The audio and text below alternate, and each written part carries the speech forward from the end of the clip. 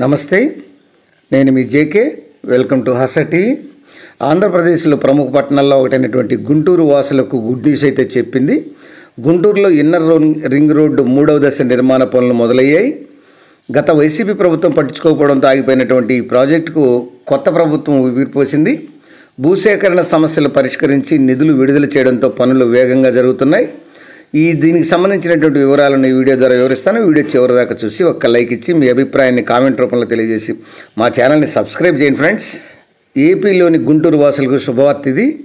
గుంటూరు నగరంలో inner ring road 3వ దశ నిర్మాణ పనులు మొదలు కానున్నాయి.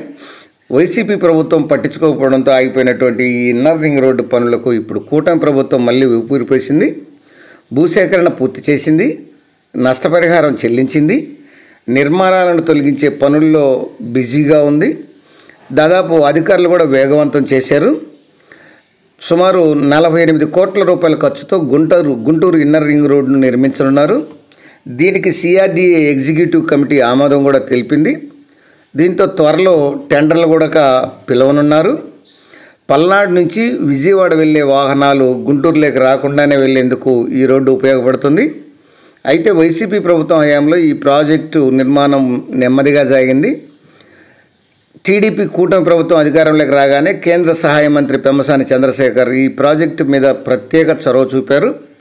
దీంతో 3వ దశ పనుల్లో కదలిక వచ్చింది. ఇన్నర్ రింగ్ రోడ్డు నిర్మాణంలో 180 ఇళ్లనైతే తొలగించాల్సి ఉంది. బాధితులకు నష్టపరిహారంతో పాటు వేరే చోట ఇళ్ల స్థలాలను ఇవ్వడానికి ప్రభుత్వం సిద్ధంగా ఉంది. నిర్వాసితులకు 6.35 కోట్ల నష్టపరిహారాన్ని జీఎంసీ ద్వారా వెంటనే పంపిణీ చేసేందుకు ప్రభుత్వం సిద్ధమైంది. అలాగే స్వర్ణభారతి నగర్ వద్ద ఇళ్ల తొలగింపు పనులు చేపట్టారు. దీంతో ఇన్నర్ రింగ్ రోడ్డు ప్రాజెక్టుకు ఉన్నటువంటి అడ్డంకులు అనేవి తొలగిపోయాయని అధికారులు అయితే చెప్తున్నారు. ఇన్నర్ రింగ్ రోడ్డు 3వ దశలో 4.25 కిలోమీటర్ల మేర రోడ్డు నిర్మిస్తారు. ఇందులో 3.1 కిలోమీటర్ల మేర ఎలాంటి ఇబ్బందులు లేవు. మిగిలిన ప్రాంతంలో కొన్ని సమస్యలు ఉండగా వాటిని కూడా పరిష్కరించారు. 48 కోట్లతో ఇన్నర్ రింగ్ రోడ్డు 3వ దశ నిర్మాణానికి సిఆర్డీఏ ఎగ్జిక్యూటివ్ కమిటీ ఆమోదం తెలిపింది. మరోవైపు ఇన్నర్ రింగ్ రోడ్డు మొదటి దశను 2010-2014 మధ్య చేపట్టారు. మొదటి దశలో ఆటోనగర్ నుంచి రెడ్డిపాలెం మీదుగా 4.7 కిలోమీటర్ల మేర రోడ్డు నిర్మించారు.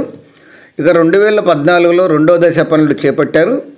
ఈ దశలో అమరావతి రోడ్డు నుంచి స్వర్ణభారతి నగర్ వరకు 29.08 కోట్లతో ఈ 2 కిలోమీటర్ల మేరకు రోడ్డు వేశారు. ఇప్పుడు 3వ దశలో స్వర్ణభారతి నగర్ నుంచి పెదపలకలూరు వరకు రోడ్డు నిర్మించనున్నారు. ఇళ్ల తొలగింపు సమస్య వల్ల ఈ పనులు ఇంతకాలం ఆగాయి. కానీ ఇప్పుడు ఈ సమస్య అంతా కొలిక్కి రావడంతో ఈ గుంటూరు ఇన్నర్ రింగ్ రోడ్డు అనేది త్వరలో 3వ దశ పనులు దాదాపు పూర్తి చేసేటువంటి అవకాశం ఉంది. దీంతో గుంటూరు యొక్క రూపురేఖలే మారిపోనున్నాయని పలువురు చెప్తున్నారు. అది ఫ్రెండ్స్, గుంటూరు యొక్క ఇన్నర్ రింగ్ రోడ్డు యొక్క విశేషాల గురించి మరొక అంశంతో మళ్ళీ మీ ముందు ఉంటాను ఫ్రెండ్స్. జై హింద్.